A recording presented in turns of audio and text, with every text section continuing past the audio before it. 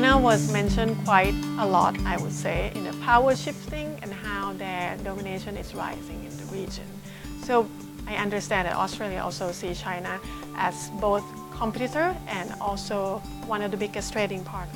So how Australia would support the different policies that would not affect the trading relationship? Australia has a very significant, a very important relationship with China. As you said, it is our largest trading partner.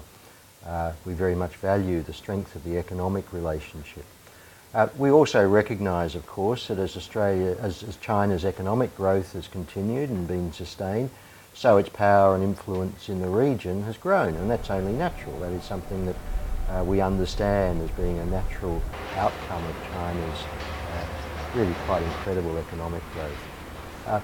We have a very strong, comprehensive partnership with China. We value that very much. We engage with China across a whole range of issues, and we want to sustain and deepen that engagement. Indeed, the White Paper makes very clear that Australia sees over the next 10 years that it's vitally important for us to engage closely with China.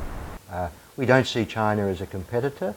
We don't see China as a threat, but we do believe we need to engage closely and effectively with China over the coming 10 years. Protectionism is something on the rise. Is there any effect on Australia, and how is Australian view on it? Well, you'll see through the White Paper there's a very strong emphasis on Australia's support for trade liberalisation and concern about the rise of protectionism. As you say, we see in many parts of the world increasing pressures on governments to adopt more protectionist measures. Australia is a trading nation. We have developed our economy very much on the basis of trade, whether that's trade in goods, in products, in agriculture, in minerals, or trade in services, whether it's education or tourism. Australia's economy depends enormously on having liberalised free trade.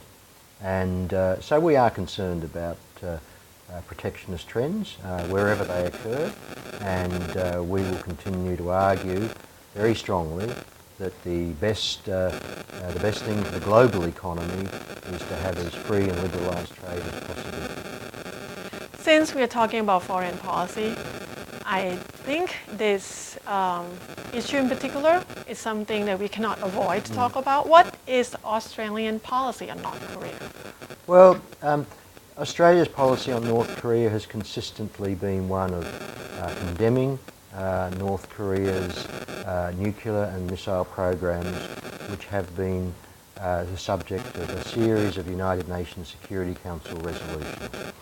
The United Nations Security Council has over a number of years now passed resolutions opposing North Korea's nuclear and missile activity.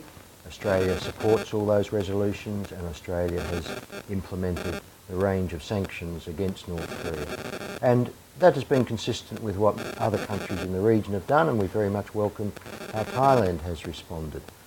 We must all make very clear to North Korea that its best future, that its best prospects lie in abandoning what is its illegal nuclear and ballistic missile program. So when we talk about trade and we talk about foreign policy, this might sound like something entirely, totally separate. But what is the priority between foreign policy and trade?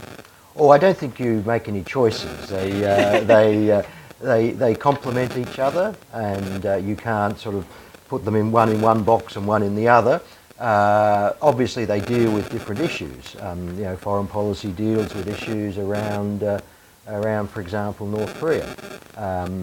Trade policy will be dealing with issues around protectionism, but they complement each other. And so when we look at, say, Australia's relationship with Thailand, Australia's relationship with ASEAN as a whole, we don't really talk about our foreign policy relationship or our trade policy relationship. We talk about the overall relationship, of which there are a number of different elements.